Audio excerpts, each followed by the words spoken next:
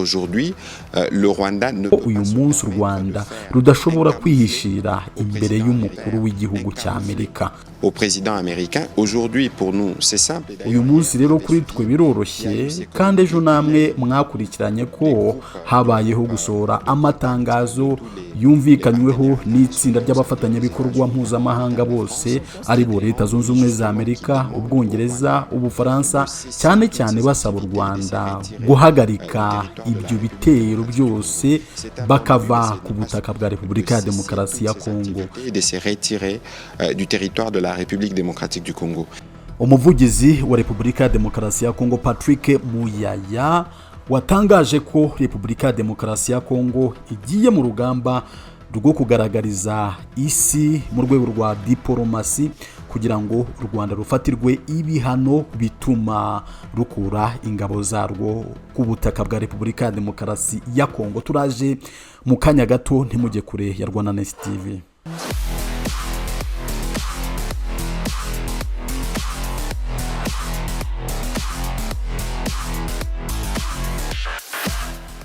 Turabasuhuje aho mureze ku isi, tubaha ikaze kuri Rwandanews TV.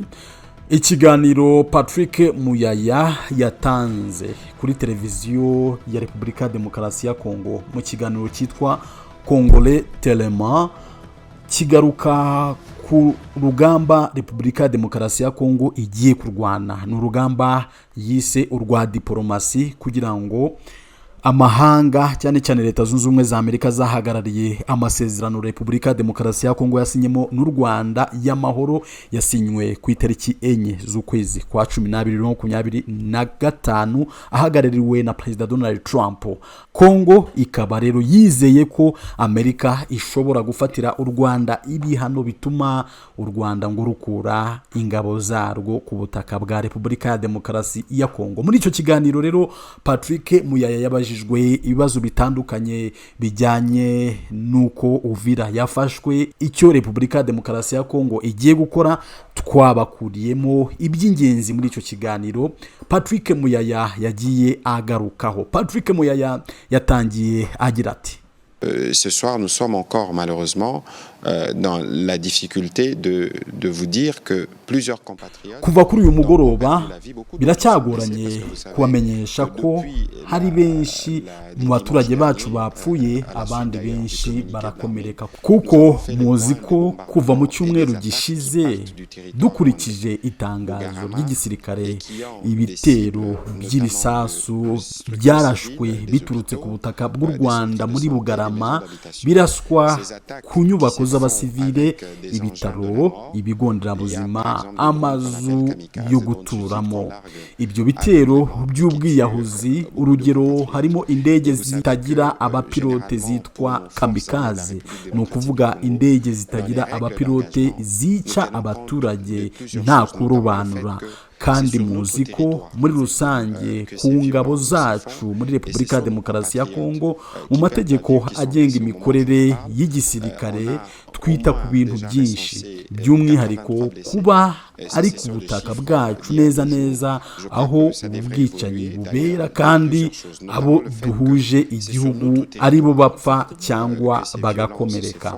Et ce sont nos compatriotes qui perdent la vie ou qui sont blessés. De toute façon, nous savions que le Rwanda, uko byagenda kose twari tuzi ko u Rwanda rutari bwubahirize inzira y'amahoro, ariko twagombaga gukomeza guhangana nabo kugeza ku iherezo kuko twizeye ubuhuza bwa Amerika. Biragaragara ko Perezida wa Repubulika Felix Tshisekedi yagize amahirwe yo gushyira icyo kibazo ku meza mu biganiro bya White House, ndetse nyuma y'iminsi mike ibyo byamuhesheje uburenganzira bwo kuvuga ku bitero by'urudaca byatangijwe n'u Rwanda rwitwaje umuhungu warwo M23 qui ont été lancés par le Rwanda accompagné de son fils le M23. Aujourd'hui pour nous c'est simple. Uyu munsi rero kuri twe biroroshye kandi ejo namwe mwakurikiranye ko habayeho gusohora amatangazo yumvikanyweho n'itsinda ry'abafatanyabikorwa mpuzamahanga bose ari bo Leta Zunze Ubumwe za Amerika, Ubwongereza, Ubufaransa, cyane cyane basaba u Rwanda guhagarika ibyo bitero byose bakava ku butaka bwa Repubulika ya Demokarasi ya Kongo. Ni intangiriro nziza, ariko ntabwo bihagije kuko uyu munsi u Rwanda rudashobora kwihishira imbere y'umukuru w'igihugu cya Amerika. Ndagira ngo mbibutse ko ari amasezerano yasinyiwe mu nyubako yitwa Trump Institute for Peace, inzu yahoze ari ikigo cy'amahoro cyitwa United States Institute of Peace, ariko ubu cyitwa Donald Trump Institute for Peace. Iyi rero niyo mirimo ikomeye ya mbere yateguwe muri ibi bibanza byitiriwe perezida wa Amerika. Kandi rero kuba u Rwanda rurimo kwica amasezerano yari yahawe ikaze n'isi yose, twabonye uburyo perezida wa Amerika yabyakiriye n'uburyo yabihagurukiye. Ni ikindi gihamya cy'uko mu by'ukuri batita ku mategeko mpuzamahanga, batita ku bihugu byose. Nkatwe turimo gukora ibishoboka ngo tugarure amahoro mu burasirazuba bwa Repubulika ya Demokarasi ya Kongo. Rero ni byiza ko mugenzi wanjye wo mu rwego rw'ububanyi n'amahanga, Minisitiri Thérèse Kayikwamba, yamaze kubikora. Ku bw'ibyo rero turasaba ko hashyirwaho ibihano kugira ngo twemeze ko aya masezerano azagira ingaruka nziza.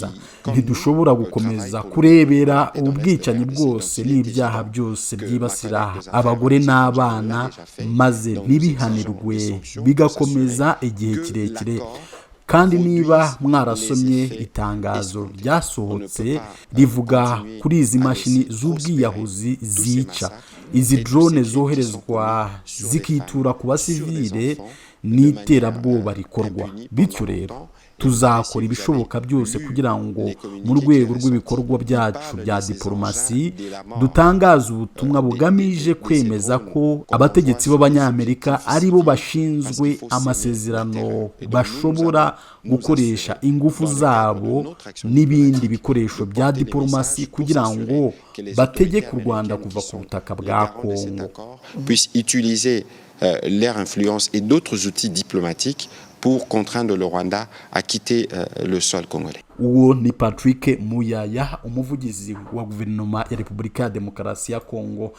Natwe rero reka dusoreze hano dushimira mwese mukomeje kubana natwe mu biganiro byacu. Turashimira abantu mwaduhaye umusanzu wa subscribe, dusaba abatarabikora kubikora kugira ngo ibyo ducishano bizajye bibageraho uko tubikoze. Murakoze rero, mukomeze kugira amahoro y'Imana. Murakarama.